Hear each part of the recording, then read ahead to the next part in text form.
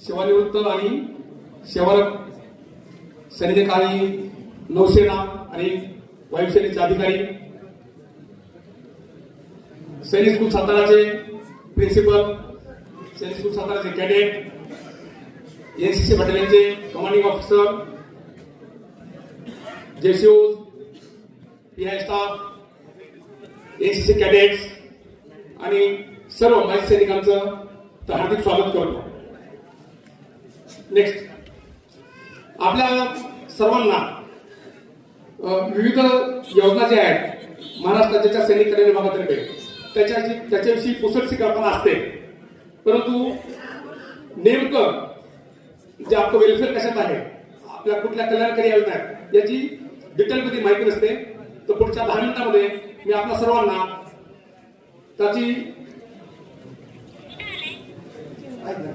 माहिती देण्याचा प्रयत्न करतोय.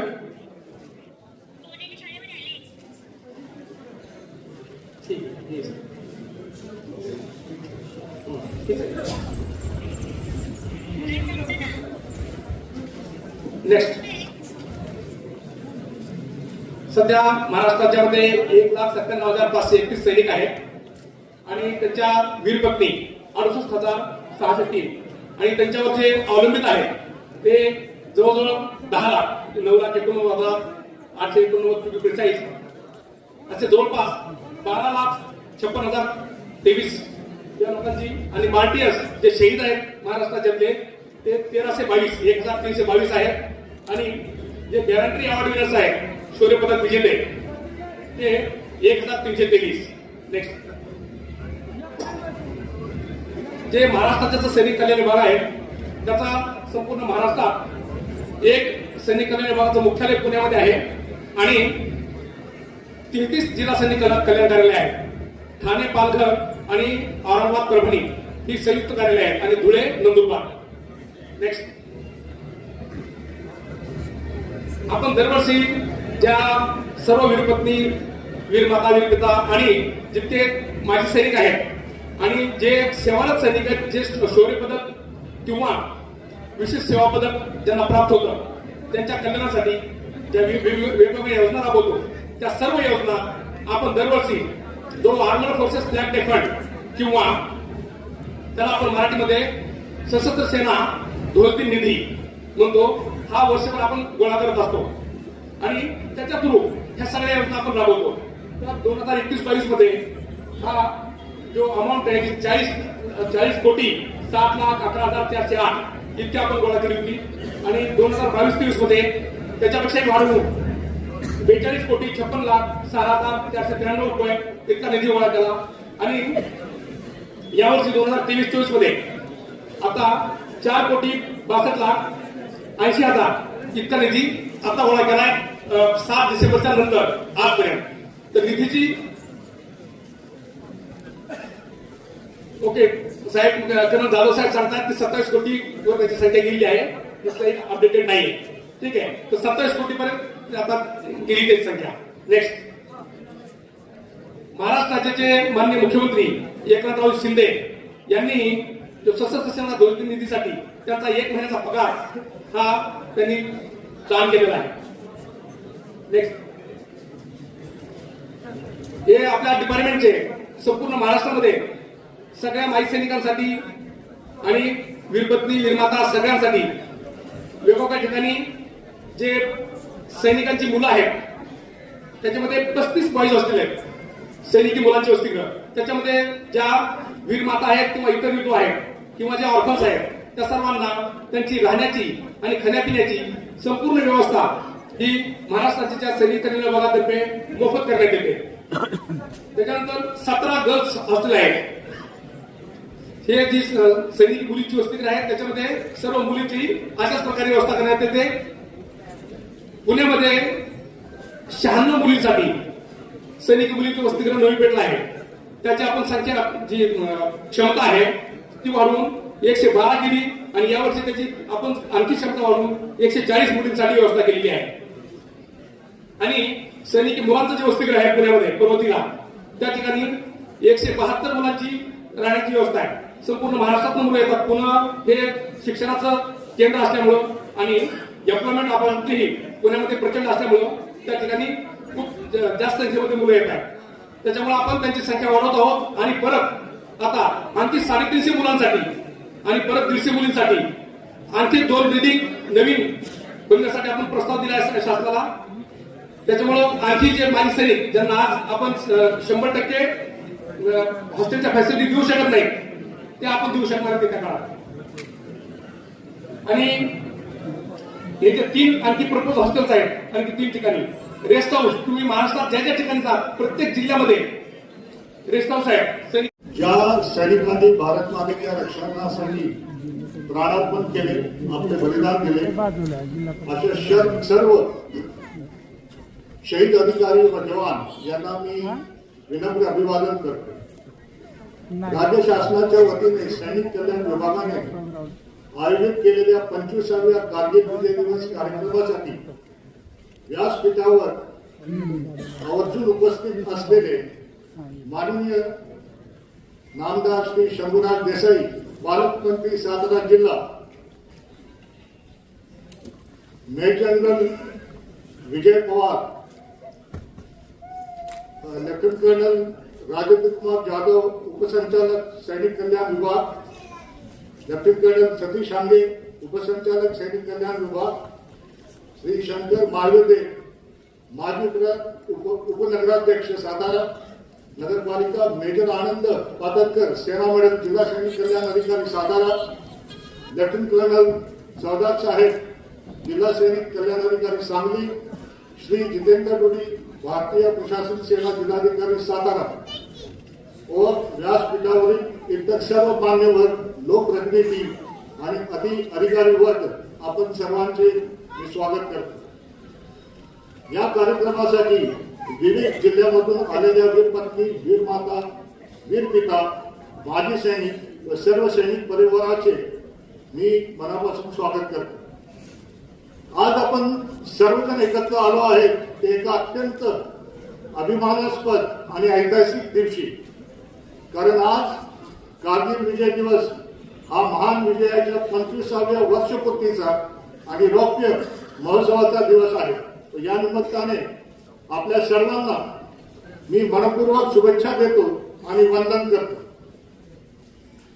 आपल्या सर्वांना माहीतच आहे की 1999 साली कारगिल युद्धाने आपल्या देशाला एक नवीन शौर्याची कथा दिली.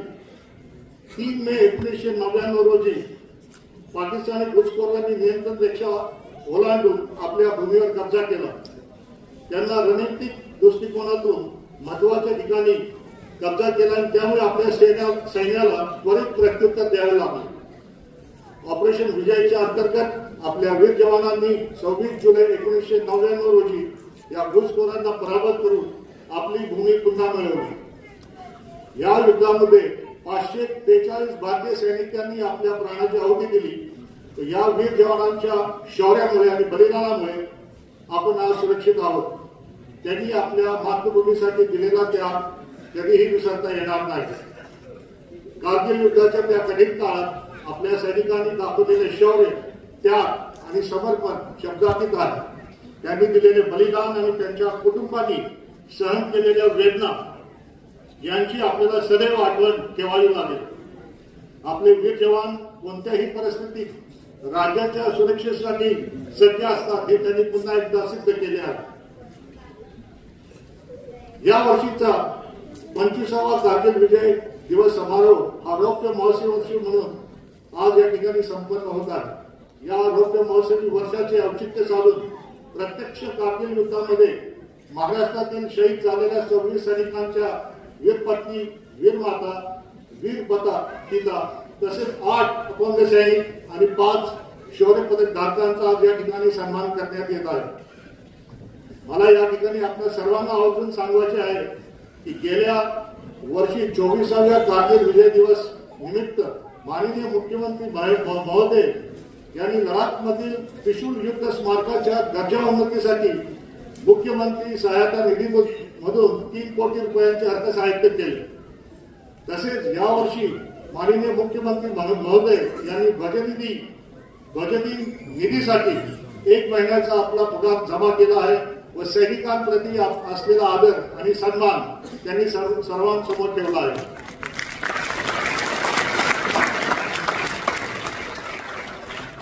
राज्यात माजी सैनिकांची संख्या अंदाजे 2 लाख इतकी आहे, तर माजी सैनिकांच्या विधवांची संख्या 68,000 असून अवलंबितांची संख्या जवळपास 10 लाख इतकी आहे. माजी सैनिक व त्यांच्या कुटुंबियांची एकूण संख्या 12 लाखापर्यंत आहे.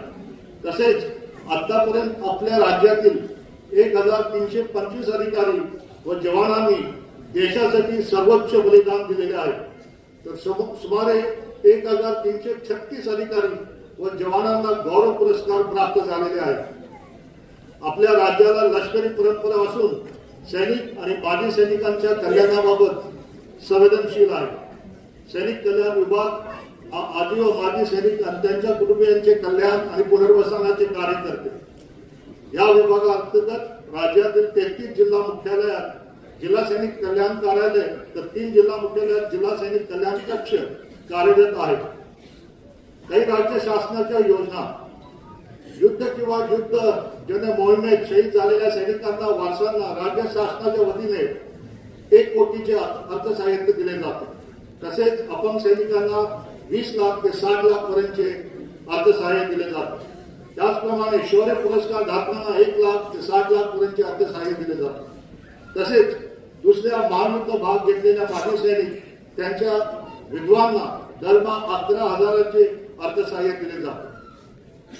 पुनर्वसनासाठी काही योजना माजी सैनिकांना शासकीय तसेच निमशासकीय नोकऱ्यांमध्ये 15% आरक्षणाची तरतूद आहे. तसेच माजी सैनिकांना स्वयंरोजगारासाठी मदत केली जाते.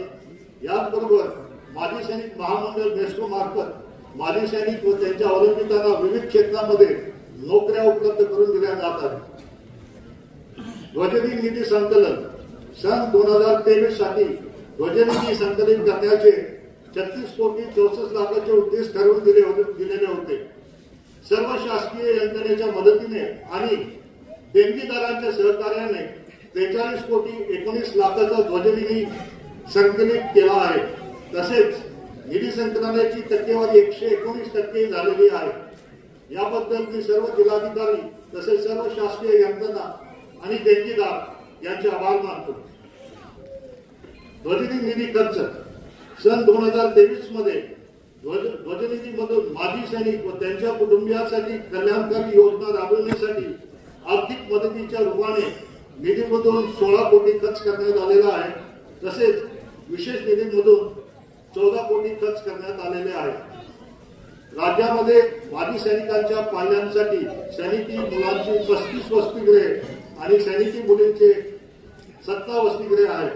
या वसतिगृहामध्ये युद्ध विधवा तसेच माजी सैनिकांच्या विधवांच्या पाल्यांना राहण्याची व भोजनाची मोफत सोय केली जाते. तसेच 27 ठिकाणी माजी सैनिकांसाठी विश्रामगृहाची सोय उपलब्ध करून देण्यात आलेली आहे.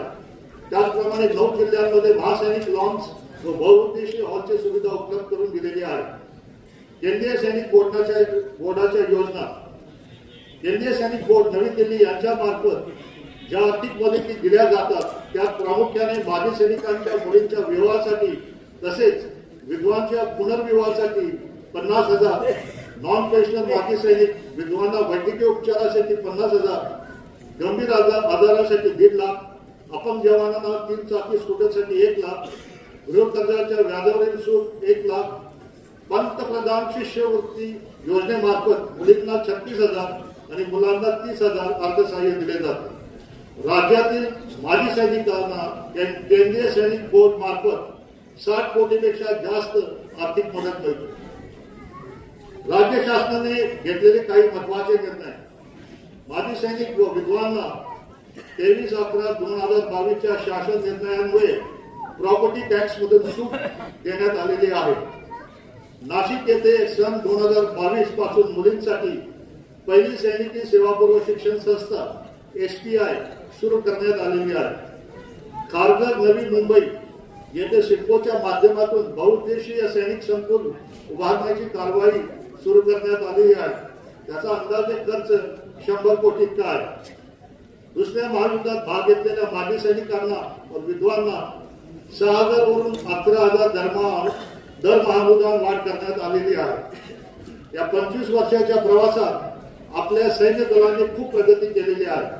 तंत्रज्ञान, प्रशिक्षण, सामर्थ्याच्या दृष्टीने आपले सैन्य जगातील सर्वोत्तम सैन्यामध्ये गणले जाते. याचे सर्व श्रेय आपल्यासारख्या माजी सैनिकांना जाते, ज्यांनी आपल्या कर्तव्यातून प्रेरणा दिली आणि मार्गदर्शन केले. आजच्या या विशेष प्रसंगी मी सर्व माजी सैनिकांचे आभार मानतो. तुमच्या परिश्रमाने आणि त्यागामुळे आज देश सुरक्षित आहे. तुम्ही दाखवलेल्या मार्गाने पुढील पिढ्यांना प्रेरणा मिळणार आहे आणि मिळाली आहे. आपल्याला अभिमान आहे की आपण अशा महान देशाचे नागरिक आहोत, जिथे माजी सैनिकांचा सन्मान सर्वत्र केला जातो. आपली ही परंपरा पुढे नेण्याचे आपले कर्तव्य आहे आणि आपण सर्वजण त्यासाठी प्रयत्न करू. कार्यक्रमाच्या शेवटी मी पुन्हा एकदा सर्वांना कारगिल विजय दिवसाच्या शुभेच्छा देतो. तसेच या कारगिल विजय दिवस भव्य महोत्सवी वर्ष कार्यक्रमास उपस्थित राहिलेल्या सर्व मान्यवरांचे आभार व्यक्त करतो. तो आपल्या वीर जवानांना वंदन, त्यांच्या कुटुंबियांना वंदन आणि आपल्या मातृभूमीला वंदन करून माझे मनोगत व प्रास्ताविक मी इथे संपवतो. जय हिंद, जय महाराष्ट्र. मी वीरपत्नी उज्ज्वला माधुरीकर. माझे मिस्टर कारगिलमध्ये शहीद महादेव संदीकर हे 26/6/1999 रोजी शहीद झाले. ज्या दिवशी शहीद झाले त्या दिवशी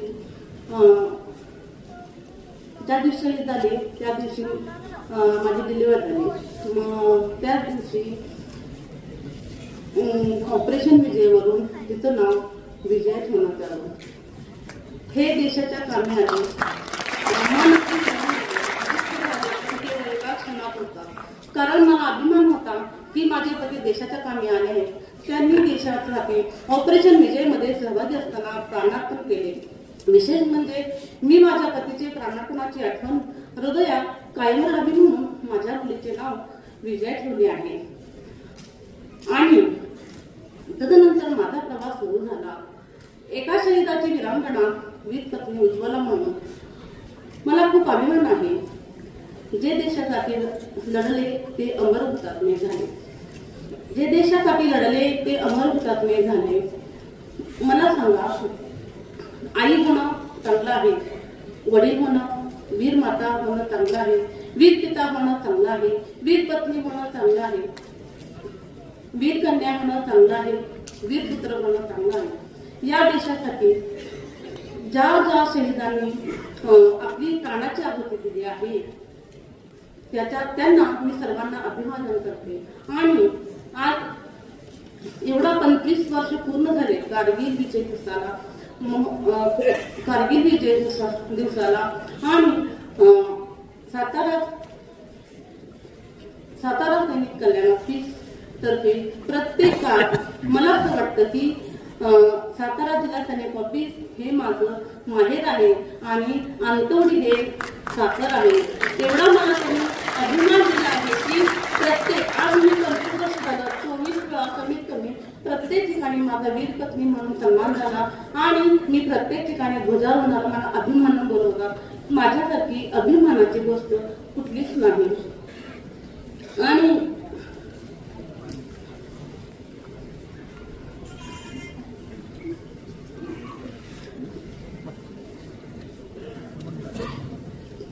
कोणत्याही कामकाज असो वा कार्यालयीन सर्व कर्मचाऱ्यांनी सदैव मोलाचे मार्गदर्शन केले आहे. हे मला आवर्जून सांगावे असे वाटते. त्याचप्रमाणे माझेच नव्हे तर कार्यालयात येणाऱ्या प्रत्येकाचे व कल्याण करीत आले आहे. तसेच ते भविष्यातही असेच कार्य करीत राहतील याची मला खात्री आहे. अगदी सांगायचे म्हटले तर नुकतेच जिल्हा सैनिक कार्यालय अधिकारी व त्यांचे कर्मचारी यांनी आमच्या हृदयातील वीरपत्नींना ज्यांना जमीन मिळाली आहे यापैकी 27 वीरपत्नींना जमिनी मिळून यापैकी 6 वीरपत्नींचा एक फार्म हाऊस प्रोड्युसर कंपनी स्थापन करण्यासाठी मोलाचे मार्गदर्शन केले आहे. आणि त्यांना जे एवढे महाराष्ट्रात सगळे शहीद आहेत त्यांनी प्रत्येकाने फॉर्म भरावा आणि जिथं जिथं जमीन आहे तिथं फॉर्म भरून आपले काम पूर्ण करून घ्यावे. त्याच्यासाठी सैनिक कल्याण कार्यालय नेहमी तत्पर राहील ही मला मार्गदर्शन सहकार्य केले जाईल. शेवटी एक वीरपत्नी, एक माता आणि एक सुनबाई म्हणून आज आता सकाळी अंतोडी या ठिकाणी कारगिल विजय दिवस साजरा करण्यासाठी घरी आत्या आणि मामा सासू सासरे ते थांबले. मी रात्री गावी जाऊन आज सकाळी पाठीमाग आले. मी पुष्पचक्र होऊन आणि एवढा मला मोठा अभिमान दिलाय ह्या स्टेटने, ह्या गावाने, ह्या देशाने. ह्यासाठी मी त्यांची प्रत्येक वेळी ऋणी राहावी. जय हिंद, जय महाराष्ट्र. आदरणीय व्यासपीठ आणि व्यासपीठावर आपल्याला लाभलेले मंत्री महोदय, येथील पालकमंत्री, तसेच आज माझ्यासमोर असलेले सर्व वीर नारी, वीर पिता, वीर पत्नी आणि इतर मोठ्या संख्येने जमलेल्या सगळे माजी सैनिक, ऑफिसर सर्व आणि यांना सर्वांना कारगिल 25व्या कारगिल विजय दिनाच्या खूप खूप शुभेच्छा. माझे मिस्टर, मी थोडक्यात माझ्याविषयी बोलते आधी आणि नंतर बाकी बोलूया. तर माझे मिस्टर 1993ला भारतीय सैन्यामध्ये गडवालमध्ये जाऊन भरती झाले होते. तर त्यावेळेला माझं लग्न, त्याच्यानंतर माझं लग्न 96 मध्ये झालं. 96 आणि मला 98ला मुलगी झालेली होती. तर जेव्हा कारगिल सुरू झालं तेव्हा मला वाटतं सगळ्यांनीच कारगिल आपण टीव्हीवरती बघितलं. म्हणजे कारगिल हे असं युद्ध आहे की लहान मुलापासून तर मोठ्यापर्यंत सगळ्यांनाच बघायला मिळालं होतं टीव्हीवरती, न्यूजवरती. खरं तर ज्या वेळेला आम्ही वीर पत्नी, असं आताच ताईंनी सांगितलं, निकम ताईंनी, जेव्हा आम्ही एखाद्या प्रोग्राम मध्ये जातो, मला खूप काही बोलायचं पण बोलताना माझा थरकाप होतोय आणि मला एवढं काही स्पष्ट बोलता येत नाही. तर आणि माझं लग्न 96ला झालं. त्यानंतर मला एक मुलगी झाली. माझी मुलगी जेव्हा माझे मिस्टर शहीद झाले त्या दिवशी 14 महिन्याची होती आणि 9 महिन्याची असताना ती सुट्टी काढून गेले होते. खरं तर आपल्या हिंदू धर्मामध्ये वड सावित्रीच्या सणाला खूप आपण महत्व देतो, म्हणजे विशेषतः स्त्रिया महत्व देतात. आणि माझ्या मिस्टरांचा अंत्यविधी माझ्यासमोर वड सावित्रीच्या दिवशी होता. त्यावेळेला म्हणजे एक वड सावित्री आपल्या पतीचे प्राण मागण्यासाठी पूजा करतील आणि मी मात्र त्यावेळेला हातबल होते, मला काहीच कळत नव्हतं समोर काय चालू होतं. मग जेव्हा मला समजलं, अरे नाही, माझे मिस्टर तर अमर झालेत, म्हणजे समजण्याएवढी माझं वय नव्हतं त्यावेळेला. मी 19-20 वर्षाची असेल. आणि जेव्हा मला नंतर ही घटना होऊन गेली आणि तेव्हा कळालं की अरे नाही, माझे मिस्टर तर अमर झाले, देशासाठी गेले. आणि जेव्हा मी हळूहळू समाजात छोटे छोटे कामं करायला लागले, त्यावेळेला मला गव्हर्नमेंटनी 2001ला इंडियन ऑइलची गॅस एजन्सी सुपूर्द केली. इंडियन ऑइलची गॅस एजन्सी आल्यावर सर मला काहीच कळत नव्हतं. माझं शिक्षण 12वी पुढं काय करायचं, दोन्ही फॅमिली माझ्या अडाणी होत्या. मग आम्ही ठरवलं की ती स्वतःच चालवायची, कोणाला चालवायला देण्याऐवजी. आणि आज माझ्या गॅस एजन्सीचा काही नाही म्हटलं तरी 15 कोटीपर्यंत तिचा टर्नओव्हर आहे. त्यानंतर हळूहळू मग मी अजून एखादा बिझनेस आपल्याला करता येतो का म्हणून हळूहळू त्याच्यामध्ये काहीतरी मनाला गुंतवणूक पाहिजे, सारखं त्याच आठवणी किंवा समाजात आपण थोडंफार कोणाचं तरी देणं लागतं. म्हणून हळूहळू मी छोटे मोठे समाजकार्यात काम करत असताना अजून मला वाटलं की आपण काहीतरी करू शकतो. आमच्या इकडे कापसाचं उत्पन्न होतं, कापसाचं सीड, म्हणून मग मी त्याच्यामध्ये थोडं उतरून पार्टनर सोबत मी आपलं ऑइल मिलचा एक बिझनेस सुरू केला आणि त्याचाही माझं टर्नओव्हर 10 ते 15 कोटीचा आहे. आणि आज माझ्या अंडरमध्ये कमीत कमी 25 ते 30 कामगार चांगल्यापैकी काम करतात आणि मला त्याचा फार अभिमान आहे. कारण हे सगळं घडलं, माझे मिस्टर तिथे शहीद झाले आणि त्यांनी मला इथे म्हणजे आता घटना तर सगळ्यांच्या जीवनात घडतात, पण तिथं जाणं आणि तिथून ह्या स्थितीत मला आणणं, कारण पॉसिबल नव्हतं हे सगळं. म्हणून मला त्यांचा फार अभिमान आहे आणि देशासाठी गेल्यानंतर तर खरंच आम्हाला वीर पत्नीनं फार अभिमान आहे. सर इथे एक म्हणजे जे माझ्याबद्दल पण इथे एक मांडावंच वाटतं. जेव्हा आमचे पाल्ले मोठे होतात, आमच्या मुलांनी बाप काय असतो बघितलेलाच नाही, म्हणजे बापाचं प्रेम काय असतं हे त्यांना मिळालं नाही. आणि नातेवाईक जरी असलं तरी ते तात्पुरते असतात, हे थोडंसं आमच्या लक्षात आलं जेव्हा वीर पत्नी आम्ही हे 25 वर्ष काढत गेलो त्यावेळेला. तर मला वाटतं ज्या वेळेला आमची मुलं आता कुठेतरी जॉब करण्याच्या लायक बनतात, तर मला वाटतं आमच्या मुलांना प्राधान्य पहिलं देवा. जे तुम्ही आमच्या सैनिकांसाठी काही पण रिझर्वेशन देता, त्याच्यामध्ये जे शहीद झालेले आहेत पाल्ले, त्यांना जर ते त्या कॅटेगरी बसत असतील तर त्यांना नक्कीच त्या जॉबसाठी तुम्ही सपोर्ट करावा अशी एक विनंती या ठिकाणी करते. आणि बरेच वर्ष झाले सर आमच्यासाठी जमिनी देऊ केल्या.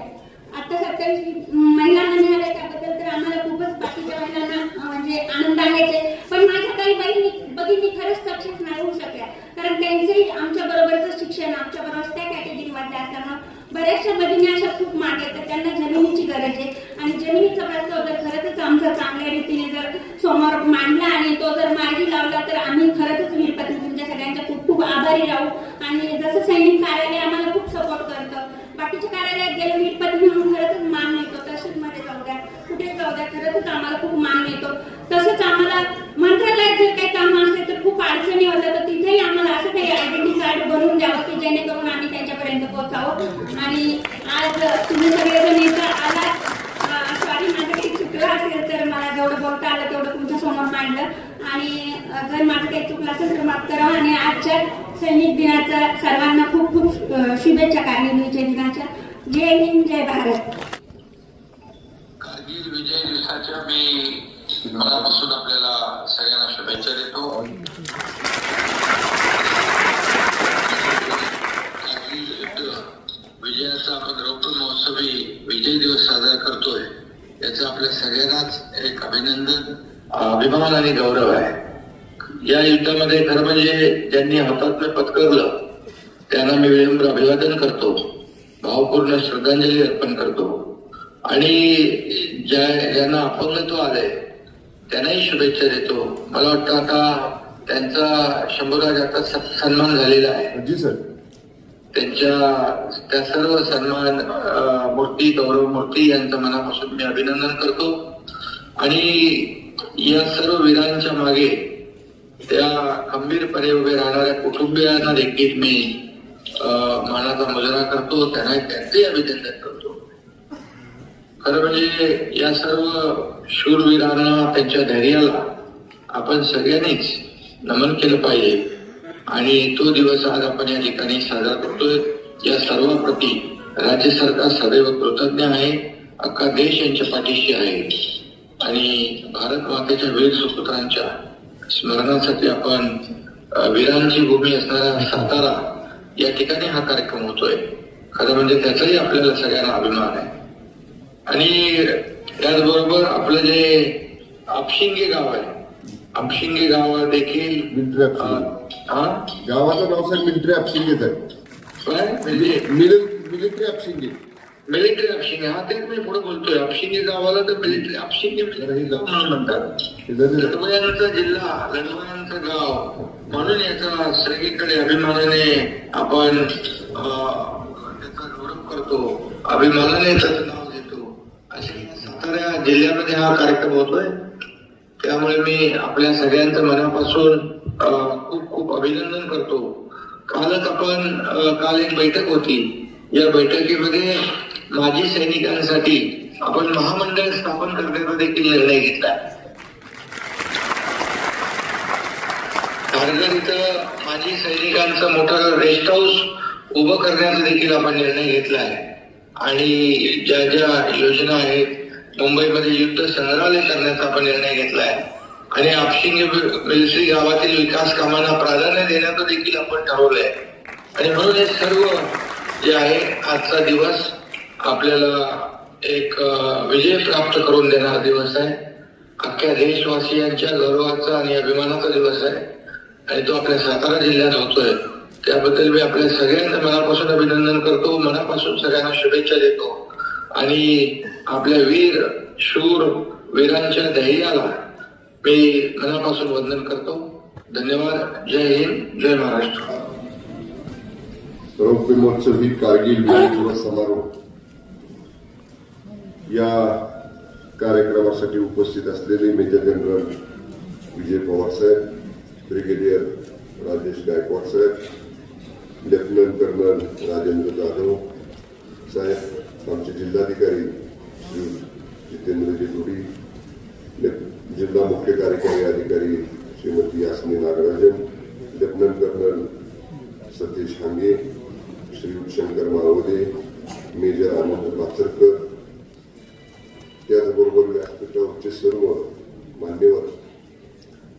कारगिल युद्धामध्ये जे शहीद झाले त्या शहीद परिवारातील वीर माता, वीर पिता, वीर पत्नी, त्यांचे आप्तेष्ट, युद्धामध्ये अपंगत्व आलेले जखमी झालेले सैन्य दलातील सर्व मान्यवर अधिकारी, उपस्थित सैन्य दलातील सर्व निवृत्त अधिकारी, विद्यमान अधिकारी, त्यांचे सर्व परिवारजन, एनसीसीचे सर्व कॅडेट्स, उपस्थित सन्माननीय बंधू आणि भगिनी, आजचा कार्यक्रम माननीय मुख्यमंत्र्यांना स्वतः या कार्यक्रमाला यायचं होतं आणि तसं त्यांनी निश्चित देखील सांगितलेलं होतं, परंतु नीती आयोगाची बैठक अत्यंत महत्वाची दिल्लीमध्ये असल्यामुळे त्यांना आजच माननीय मुख्यमंत्री महोदयांना दिल्लीला जावं लागतं. मला काल त्यांचा फोन आला की दिल्लीला जाण्यापूर्वी कराडला मुंबईवरनं उतरण्याची सोय होऊ शकते का. आम्ही काल आणि आज 2 दिवस रेड अलर्ट आपल्या सातारा जिल्ह्याला अतिवृष्टीचा महापुराचा मिळालेला आहे. पोलीस प्रशासनानं अशा रेड अलर्टच्या पार्श्वभूमीवरती छोटं विमान कराडच्या विमानतळावर उतरणं रिस्की असेल असं सांगितल्यामुळे तोही पर्याय आपल्याला वापरता आला नाही. मग मला सीएम साहेब म्हटले की मी कार्यक्रमात किमान मोबाईलवरनं तरी सगळ्यांना मी शुभेच्छा देतो, त्यांना अभिवादन करतो. त्याप्रमाणे माननीय मुख्यमंत्री महोदयांनी आपल्याशी संवाद साधला. वीर माता, वीर पिता, वीर पत्नी, वीर बंधू या सगळ्यांना अभिवादन केलं. जे जखमी झालेले आहेत त्यांना पुढच्या आयुष्यासाठी शुभेच्छा दिल्या, त्यांच्याबद्दल सुद्धा आभार व्यक्त केले आणि अत्यंत चांगला समारोह 25वा रौप्य महोत्सवी कारगिल दिवसाचा आज या ठिकाणी साताऱ्याच्या पुण्यभूमीमध्ये ही शूरांची वीरांची भूमी आहे. सैनिकी परंपरा असणारा हा आपला सातारा जिल्हा आहे. माननीय मुख्यमंत्री महोदयांनी मगाशी सांगितलं तसं मिलिटरी आपशिंगे असं एका गावाला नावच सैन्य दलावरून या ठिकाणी पडलेलं, कदाचित आपल्या महाराष्ट्रात तरी दुसरं कुठलं गाव नसेल असं आपल्या सातारा जिल्ह्यामधलं हे गाव. या गावाचा सगळ्यांना आपल्याला अभिमान आहे. प्रत्येक कुटुंबामध्ये एक तरी किमान व्यक्ती ही सैन्य दलामध्ये आपल्याला त्या गावातली पाहायला मिळते. सातारा जिल्ह्यामध्ये अनेक शूरवीर झाले. या देशाचं रक्षण करण्यासाठी त्यांचं या ठिकाणी आपल्याला त्यांचं बलिदान पडलं. काहींनी जीवावर उदार होऊन अपंगत्व स्वीकारलं पण मागं हटले नाही. असे सुद्धा सैन्य दलातले जवान या महाराष्ट्रानं, या देशाने या ठिकाणी पाहिलेले आहेत. आज 25 वर्ष झाली. मला आठवतंय आमच्या मोरे मावशी, चतुराबाई मोरे मावशी, तर आपण पाहिलं असेल मगाशी जेव्हा त्या आल्या तेव्हा त्या माझ्याशी बोलत होत्या. शहीद गजानन मोरे, बुडकेवाडीचा माझ्या मतदारसंघातला, कारगिल युद्धामध्ये बरोबर त्याच्या इथं मध्यभागी गोळी लागली. अविवाहित मुलगा, 2 भाऊ आणि त्या ठिकाणी तो धारातीर्थी पडला. अनेकांनी आपल्या प्राण दिले कारगिल युद्धामध्ये. पण ह्या कुटुंबाचं वैशिष्ट्य आहे, मी आपल्याला आवर्जून सांगेन. मी मगाशी गायकवाड साहेबांना सांगितलं त्यावेळी मिलिटरीमधनं मदत मिळाली, केंद्र सरकारची मदत मिळाली, राज्य सरकारची आर्थिक मदत मिळाली. दादा 4 वर्षापूर्वी त्यांचे पती वारले, मावशींचे म्हणजे गजाननचे वडील. त्या दोन्ही आई वडिलांनी दिवस झालं, कार्य झालं. मला परिवारातला मानतात ते. म्हणजे मोरे मावशींचा कधी जरी मला फोन आला तरी, किती गडबडीत असलो तरी मी घेतो. त्यांनी सांगितलं ह्या पैशातला रुपया आम्ही घरी नेणार नाही, आम्हाला घरात नको आहे, आम्हाला गजाननचं एक मोठं स्मारक करायचं आहे. आणि आपल्याला विशेष वाटतं सातारा जिल्ह्यातलं सगळ्यात चांगलं स्मारक शहीद जवानाचं. स्वतः ती जागा विकत मावशी घ्यायला लागली आपल्याला. जी जागेवरती आम्ही स्मारक बांधलं, जिथं त्याचे अंत्यसंस्कार केले, ती जागा विकत घेतली. जागा विकत घेऊन तिथं स्मारक बांधलं. हा परिवार आज तुम्ही साध्या घरामध्ये राहतात. दादा 4 वर्षापूर्वी वारले, धाकटा मुलगा त्यांचा तो शेती करतो. जसं आमच्या ताई मगाशी म्हटल्या की काही परिवाराला अजून जमिनी देऊ शकलो नाही. मला त्या गोष्टीची खंत आहे. आता मी बरेच कलेक्टर येऊन गेले, सगळ्यांना मी सांगितलं एक जागा आम्ही नक्की केली, ती ह्यांच्या नावानं ट्रान्सफर करायची, तेवढ्याच कोर्टात त्या जागेच्या बाबतीत कोणतरी कोर्टात गेलं. पण आता आम्ही ठरवले, जिल्हाधिकाऱ्यांनी मी दोघांनी, 27 ऑगस्टला गजाननचा स्मृती दिवस असतो. मी भारतात कुठेही जरी असलो तरी 27 ऑगस्टला मी त्या कार्यक्रम कधी चुकवत नाही. मी जातोच तिथं बुडकेवाडीला. या 27 ऑगस्टच्या आत सांगू ना, कलेक्टरची कसं आहे, मंत्री काही म्हणतील पण ती शेवटी कागदावर आणायचं काम अधिकाऱ्यांच्या हातात असतं. त्यामुळे त्याला म्हटलं तुम्हाला विचारतोय सांगू का, ते म्हणले एक एवढं द्या हे साहेबांच्याकडे. तर या 27 ऑगस्टच्या आत आम्ही निश्चित त्यांच्या जागेचा प्रश्न या ठिकाणी मार्गी लावू. गायकवाड साहेब मला सांगत होते जवळपास ज्यांना देय जमीन आहे अशा काहीतरी 300 का 400 570 परिवारांच्या जमिनींचे प्रकरण प्रलंबित आहे. मी आपल्याला एवढंच सांगतो राज्याचा मंत्री म्हणून, येणाऱ्या महिन्याभरामध्ये हा विभाग जरी माझ्याकडे नसला तरी मंत्रिमंडळाची संयुक्त जबाबदारी आहे. माननीय मुख्यमंत्र्यांच्या अनुमतीनं या संदर्भातला आढावा मंत्रालय स्तरावरती मी स्वतः घेतो आणि तातडीनं सगळ्या जिल्हाधिकाऱ्यांना, सगळ्या विभागीय आयुक्तांना जिथं न्यायालयीन प्रक्रिया नसेल, जसं मोरे मावशींच्या बाबतीत आम्हाला आली आणि नुकतंच आम्हाला आमच्या शासनाच्याच वेगवेगळ्या परवानग्या त्या जमिनी देण्यासाठी आवश्यक आहेत, त्याचा स्पेशल ड्राईव्ह मंत्रालय स्तरावर माननीय मुख्यमंत्र्यांच्या अनुमतीने मी स्वतः घेईन आणि जास्तीत जास्त आपल्या या परिवारांच्या जमिनी कशा लवकर देता येतील हा प्रयत्न निश्चितपणे आपण करू. मला सुद्धा या ठिकाणी सांगायचंय, आज आपले जवान सगळ्या सीमांचं रक्षण करतात म्हणून निर्धास्तपणे तुम्ही आम्ही इथं श्वास घेतोय. आपल्याला कशाची भीती नाही, कारण आपल्याला सगळ्यांना माहिती आहे आमचे जवान तिथं छातीचा कोट करून परकी शत्रूचं आक्रमण परतवून लावण्यासाठी, देशाच्या रक्षणासाठी तिथं खंबीरपणाने उभा आहे. त्यांच्या प्रती आपल्या सगळ्यांच्या मनात कायमस्वरूपी आदराची भावना असली पाहिजे. मी तर नेहमी सांगतो की आज आपण इथं एवढा विकास करतो, एवढ्या सगळ्या योजना आणतो, एवढा देश पुढे नेतो, पण या देशाचं संरक्षण कोण करतं? सगळं आपण केलं, एखादं आक्रमण आलं मोठं, ते थोपवायची ताकद कोणाच्यात आहे? तर हा वर्दीधारी आमचा जवान जो या ठिकाणी 12 महिने 24 तास देशाच्या सीमांचं रक्षण करतो त्याच्यामध्ये आहे. आज बघा आपण या सभागृहामध्ये अनेक निवृत्त अधिकारी आहेत, पण आपल्यासारख्या सिव्हिलियनला, सामान्य माणसाला सुद्धा त्यांच्याकडे बघितल्यानंतर त्यांचा ताटपणा, त्यांचा खरारीपणा, त्यांचं छाती पुढं काढून चालणं, वय जरी झालं असलं निवृत्तीचं तरी सुद्धा कणखरपणा हा सैन्य दलाच्या जवानांच्यातला, अधिकाऱ्यांच्या शेवटपर्यंत तरी जात नाही. ही आपल्या सैन्य दलाच्या अधिकाऱ्यांची जवानांची या ठिकाणी ओळख आहे. आम्ही सुद्धा शिकलं पाहिजे. या जवानांच्याकडे बघून आता साहेब शेजारी आमच्या बसलेत, वय मला वाटतं कर्नल साहेबांचं जास्त आहे, पण तरी बघा त्यांचं बसणं कसं ताट आहे. आम्ही तरी कधीतरी असं वाकून बसू कंटाळा आला तर, पण त्यांच्याकडे बघितल्यानंतर वय त्यांचं म्हणजे वाटतच नाही. ही शिस्त सैन्य दलातली आहे, जे शिकवलं जातं ट्रेनिंग मध्ये ही शिस्त सैन्य दलातली आहे. आणि निश्चितपणे आमच्यासारख्या सामान्य कार्यकर्त्यांनी हा आदर्श अशा सैन्यातल्या अधिकाऱ्यांच्याकडनं, जवानांच्याकडनं नक्कीच घेतला पाहिजे.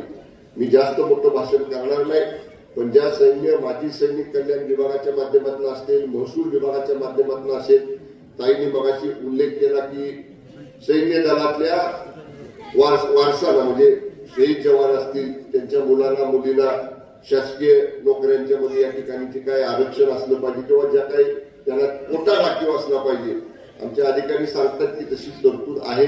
त्याही गोष्टीचा मी नक्की या ठिकाणी मंत्रालय स्तरावरती आढावा घेईन आणि या सैन्य दलाप्रती, जवानांच्या प्रती, निवृत्त जवानांच्या प्रती जे जे करण्यासारखं आहे ते माननीय शिंदे साहेबांच्या नेतृत्वाखालचं सरकार नक्की करेल एवढी ग्वाही देतो. शंकर माळवडे मला मगाशी म्हटले की सातारा जिल्ह्यापुरती एक तुम्ही प्रथा सुरू करा, तर तुम्ही हे नाही मगाशी सांगितलं जे वॉर मेमोरियल केलंय आम्ही जिल्हा नियोजन मधलं पैसे दिले, तुम्ही आमचं नावच नाही घेतलं. मगाशी मी पालकमंत्री असताना एवढं चांगलं 2-2.5 कोटी रुपयाचे वापर नाही करायचे तिथे मुख्य कार्यकारी अधिकारी 1.5 कोटी रुपये दिले आपण. म्हणजे माझं नाव घ्या असं नाही, पण आपण चांगलं केलंय. आणि मला कॅप्टन साहेब, गायकवाड साहेब पण म्हणले की पुण्याच्या मेमोरियल टाईप जे मोठं मेमोरियल, दिल्लीचं मेमोरियल टाईप तसं मेमोरियल छोटं प्रतीक आपण साताऱ्यामध्ये केले. माळावरींचं म्हणणं आहे की 15 ऑगस्ट, 26 जानेवारी, 1 मे जेव्हा पालकमंत्री शासकीय झेंडावंदनाला जातात तेव्हा त्या अगोदर त्या वॉर मेमोरियलला अभिवादन केलं पाहिजे. जिल्ह्याचा पालकमंत्री म्हणून सातारा जिल्ह्यामध्ये येणाऱ्या 15 ऑगस्ट पासून ही प्रथा चालू केली जाईल असं या ठिकाणी पालकमंत्री जाहीर करतो. आणि परत एकदा जसं ठिकाणी सांगितलं की सैन्यातल्या अधिकारी जवानांच्या बद्दल सदैव आपल्या मनामध्ये आदराची कृतज्ञतेची भावना असली पाहिजे की आम्ही सगळी कायम जतन ठेवू आणि हे सरकार राज्यातल्या वीर माता, वीर पिता, वीर पत्नी या सर्व शहीद जवानांच्या आप्तेष्टांसाठी, परिवारांसाठी, ज्यांना सेवा बजावताना अपंगत्व आलेलं आहे, जखमी झालेला, अशा सगळ्या आमच्या माजी सैनिकांच्यासाठी सदैव जे जे करावं लागेल ते निश्चितपणे करण्याच्या भूमिकेमध्ये आम्ही राहू एवढी ग्वाही देतो. माझ्या सर्व शहीद वीर जवानांना कारगिल युद्धामध्ये आणि इतर ठिकाणी शहीद झालेल्या देशातल्या सर्व जवानांना, अधिकाऱ्यांना, या सगळ्यांना मी विनम्रपणानं जिल्ह्याच्या पालकमंत्री म्हणून जिल्ह्याच्या वतीनं आणि राज्य सरकारच्या वतीनं विनम्र अशा पद्धतीचं अभिवादन करतो आणि सर्व माजी सैनिकांना मनापासून दीर्घायुष्याच्या, उत्तम आरोग्याच्या शुभेच्छा देतो आणि या ठिकाणी थांबतो. धन्यवाद. जय हिंद, जय महाराष्ट्र. नमस्कार. सर्वप्रथम कारगिल शहीदांना अभिवादन करतो. उपस्थित परिवारांचे आभार मानतो. भारताच्या कारगिल भागात सन 1999 मध्ये पाकिस्तानच्या सैनिकांनी केलेले आक्रमण परतवून लावण्यासाठी भारताच्या सैन्याने पराकाष्ठा करून त्यांनी काबीज केलेले सर्व क्षेत्र आपण परत मिळवू आणि त्याचीच आठवण म्हणून 26 जुलै हा कार्यक्रम साजरा केला. आजच्या कार्यक्रमाचं औचित्य असं, महाराष्ट्राचे माननीय मुख्यमंत्री यांनी आवर्जून सांगितलं होतं की मी या कार्यक्रमाला उपस्थित राहणार, परंतु व्यस्तता आणि सध्याची परिस्थिती, नैसर्गिक आपत्ती या सर्वांचा विचार करता त्यांना आदर राहताना पण त्यांनी आपल्यासाठी निश्चितच आपल्याला संदेश दिला. त्याबद्दल त्यांचे मी आभार मानतो. तसेच आजच्या कार्यक्रमाचे प्रमुख पाहुणे ज्यांनी आजचा कार्यक्रम आपल्या समवेत घालवला असे सातारा जिल्ह्याचे पालकमंत्री व राज्याचे उत्पादन शुल्क मंत्री शंभूराज देसाई यांचे पण मी आभार मानतो. या कार्यक्रमासाठी आवर्जून उपस्थित राहिलेले जिल्हाधिकारी डुडी साहेब, तसेच जितेंद्र डुडी साहेब, जिल्हा परिषदेच्या मुख्य कार्यकारी अधिकारी यास्मी नागराजन मॅडम, समीर शेख साहेबांनी पण आपल्याला मेसेज दिलेला आहे की ते त्यांच्या व्यस्ततेमुळे येऊ शकले नाही, पण त्यांनी सर्व व्यवस्था इथं निश्चित आपल्याला मदत केलेली आहे. या कार्यक्रमानिमित्त आर्मीच्या वतीने कोल्हापूरचे कमांडंट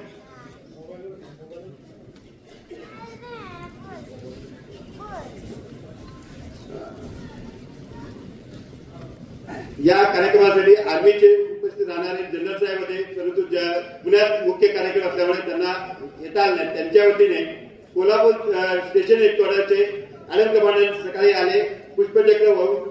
त्यांना पण दुसऱ्या कार्यक्रमाच्या आत्ताच्या पूर परिस्थितीच्या नियंत्रणासाठी कोल्हापूरला जावं लागलं, त्यामुळे ते या कार्यक्रमात उपस्थित नाहीत. त्यांचेही आभार मानतो. या कार्यक्रमासाठी आपल्याला आर्मीतर्फे बँड दिला होता, गार्ड दिलं होतं, बिग्लर होते. या सर्वांनी सुद्धा पुण्यावरून सध्याच्या परिस्थितीत तिथं ड्युटी असताना सुद्धा आपल्या या कार्यक्रमासाठी खास तरी ही आपल्याला मदत मिळवून दिली, त्यासाठी आर्मीचे मी आभार मानतो.